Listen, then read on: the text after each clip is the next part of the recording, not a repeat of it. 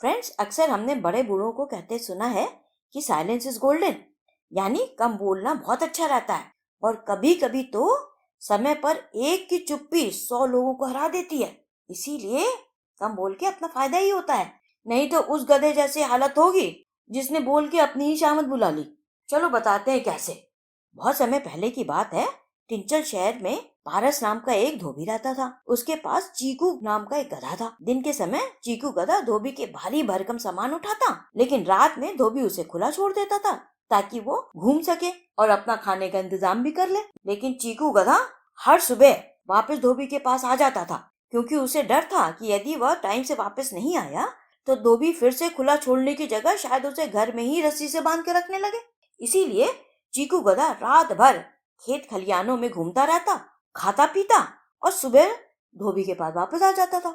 एक बार रात में जब चीकू गधा खेतों में घूम रहा था तो उसे एक सियार मिला और दोनों दोस्त बन गए। चीकू गधा मोटा तगड़ा था और आराम से वह खेतों की बाड़ी तोड़कर अंदर घुस सकता था। इसलिए चालाक सियार ने चीकू गधे से दोस्ती की थी। वो चीकू गधे के साथ ही खेत के अंदर घुस आता और जब तक चीकू जो है खीरे और फल फूल खाता, सियार किसान के मुर्गों बत्तखों को मार के अपना पेट भरता था। और सुबह सुबह दोनों ही जो है अपने अपने घर चले जाते थे। इसी तरह चीकू गधे और सियार के दिन आराम से बीते जा रहे थे। दिन भर जहाँ चीकू गधा धोबी के लिए खूब काम करता, वहीं रात में जी भर कर पौष्टिक खाना खाता। सियार और चीकू गधे का संबंध एकदम मामा भांजे की तरह था। दोनों में बहुत प्यारी दोस्ती हो गई और मिलजुल कर रहते, खाते और फिर गप्पे मार करके सुबह अपने अपने घर में वापस चले जाते थे। एक रात मौसम बहुत ही सुहाना था। चांदनी रात थी, ठंडी ठंडी हवा बह रही थी। चीकू गधे खीरे के खेत में खाते खाते रुक गया और चांद को निहारते हुए सियार से बोला, भांजे देखो तो, कितना साफ आसमान में ये पूर्णिमा का चांद कितना सुंदर लग रहा है। ठंडी ठंडी बयार भी बह रही है। मेरा मन तो एकदम खिल उठा है। मैं तो बहुत आनंदित हूँ। खुशी के मारे मेरा मन गाना गाने का कर रहा है। बताओ मैं कौन सा गाना गाऊं? सियार चौंक गया। वह बोला, मामा तुम यहाँ पर चोरी करने आए हो, और अगर गाना शुरू करोगे तो खुद ही मुसीबत को बुलावा देना होगा। कहावत है कि चोरों को हमेशा चुपचाप अपना काम करना चाहिए, क्योंकि जिस व्यक्ति को खांसी की समस्या हो या बार बार झपकी लेने की आदत हो, उसे कभी भी चोरी नहीं करनी चाहिए। ठीक उसी तरह जिस तरह की बीमार आदमी को भुक्कड़ की तरह खाना नहीं खाना चाहिए। इसके अतिरिक्त मामा, गाने के लिए तो तुम्हारी आवाज एकदम सुरीली भी नहीं है। तुम्हारे गाने से तो ऐसा लगता है जैसे फटाबाज गा रहा हो, कर्कश और बिना सुरों वाला, जिसे दूर से ही सुना जा सकेगा। अभी सब किसान आराम से सो रहे हैं। अगर गाकर तुम उन्हें जगाओगे तो उनका मूड बहुत खराब हो जाएगा। गुस्से से वे सब तुम्हें डंडे से लेकर दौड़ा दौड़ा कर मारेंगे।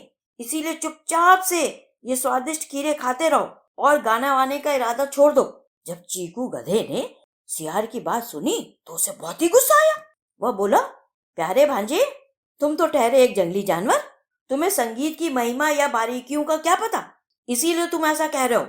लोग कहते हैं यदि संगीत को अपने प्रियजनों के साथ बसंत ऋतु में या किसी भी अच्छे मौसम में गाया जाए तो मन शांत और आनंदित हो जाता है, सब दुख दर्द भूल जाते हैं। सियार बोला, वो तो ठीक है मामा, लेकिन आपको तो गाना भी नहीं आता।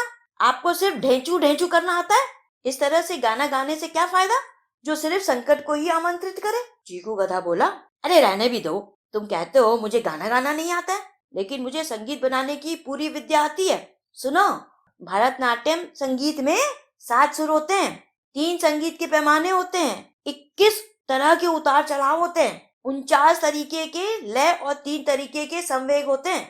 कई तरह की राग रागिनियां भी होती हैं जिन्हें समय और ऋतुओं के हिसाब से गाया जाता है। इतनी सबकी जानकारी के बाद क्या तुम अभी कह सकते हो कि मेरे को संगीत के बारे में कुछ नहीं आता, मुझे गाना गाना नहीं आता होगा? सियार बोला, ठीक है मामा, जब आपने तय ही कर लिया है कि आपको गाना गाना है तो प्लीज जरा थोड़ी देर रुक जाओ। मैं बाड़ी पार जा करके पहरा देता हूँ और वहां बैठ करके मैं देखता रहूंगा कि कोई किसान डंडा लेके आ तो नहीं रहा है। तब तक आप जी भर के गा लो। और ये कह के सियार ने लपक के जो है बाड़ी पार करी और वहां पे जाके छुप के बैठ गया। इधर गधे ने अपना गर्दभ राग शुरू कर दिया और आंखें बंद करके मस्ती में झूमते हुए ढेंचू ढेंचू ढेंचू ढेंचू ढेंचू ढेंचू ढेंचू ढेंचू गाना गाने लगा। किसानों ने जैसे ही गधे की ढेंचू ढेंचू सुनी तो गुस्से से रात में ही दांत भींचते हुए डंडा लेकर खेत पहुंचे। वहां देखते क्या है, गधा झूमते हुए ढेंचू ढेंचू कर रहा है। उन्होंने डंडे से गधे को खूब पिटाई करी, दौड़ा दौड़ा के मारा उसे और फिर बिना पेंदी की एक लकड़ी की ओखली रखी थी, उसके गले में वो रस्सी से टांग दी और उसको बाहर फेंक दिया। इसके बाद किसान हाथ झाड़ते हुए वापस सोने के लिए चले गए।